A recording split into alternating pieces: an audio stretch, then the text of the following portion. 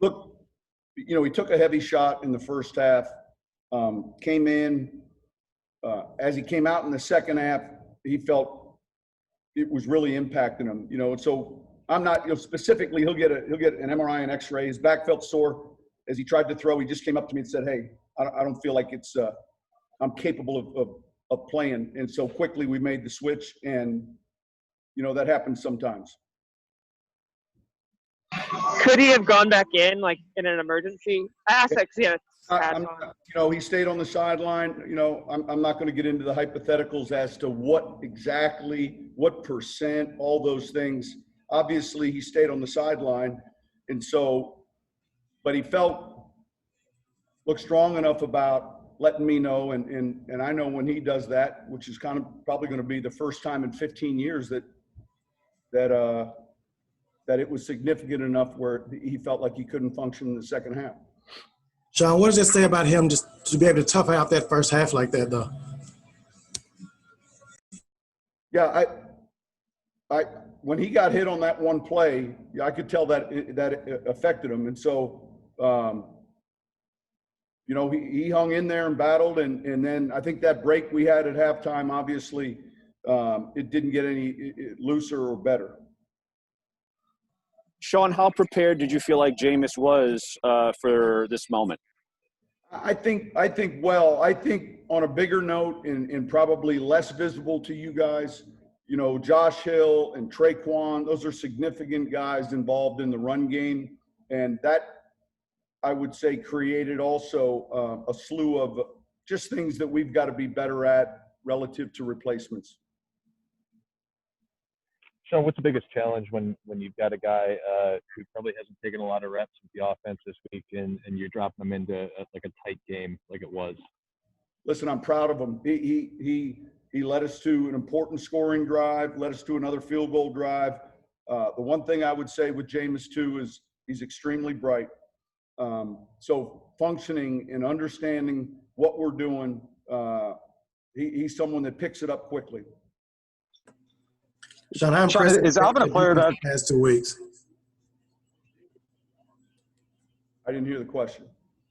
I was asking how impressed have you been with the defense especially these past 2 weeks, just allowing one touchdown over 2 games? Listen, I was impressed tonight. I didn't like how we started, but then I thought we settled in and played well.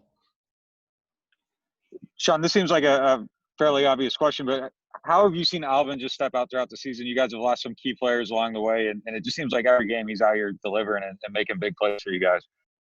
Yeah, I would agree. He's a big part of what we're doing. Thought Latavius had some good runs today as well, but I would agree with you 100%. Coach, what kicking game today, the punts on both sides.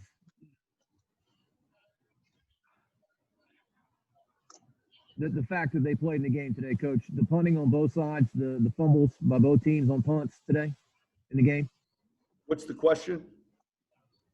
Just your observations on the factor they played in the game today. It seemed to be a pretty big factor. Yeah, look, they were.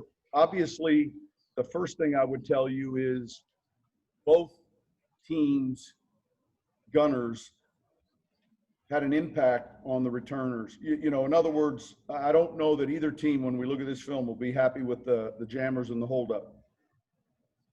Hey, Sean, when you did have to make that quick kind of change to Jameis, how did that impact what you all did offensively, play calling as such?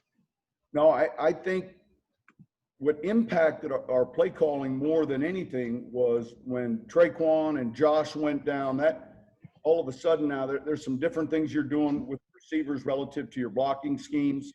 Jameis was up to speed on everything we were doing. I think just as importantly, at halftime, we were trying to arrange the personnel groupings to handle a lot of the stuff we were doing in the running game. Sean, were some of those changes why you guys had to burn a couple timeouts early? Was just the changes in the personnel packages and getting that sorted out? I'm late. I'll do a better job with that, and we'll clean that up. But yeah, listen, it ended up being pretty significant. Demario Davis seemed to have an impact rushing the passer today. Is that part of what Quan Alexander brings you, is an ability to have him cover and maybe let Demario rush more? Well, we've rushed Demario a lot. We, consider him a pressure player. And the other thing is, Quan is one of those guys that rushes well. So when you have that flexibility, it puts pressure as to how you're going to mic or choose to bring your offensive line. So that's good to have. Last one. Sean, you've kind of navigated this kind of unprecedented season all year with changes. You preached to your team about that. Is this just another example of that where you guys are going to have to go forward calling audibles? Sunday and our season's going to be full with change, and that's part of adapting. And whether it's injury related, COVID related, timing sequences, and I think that we're battle tested that way. We'll continue to work on it. We'll see where these guys are coming out of this week's game and get ready for a rested Atlanta team that's playing well. Thank you, guys.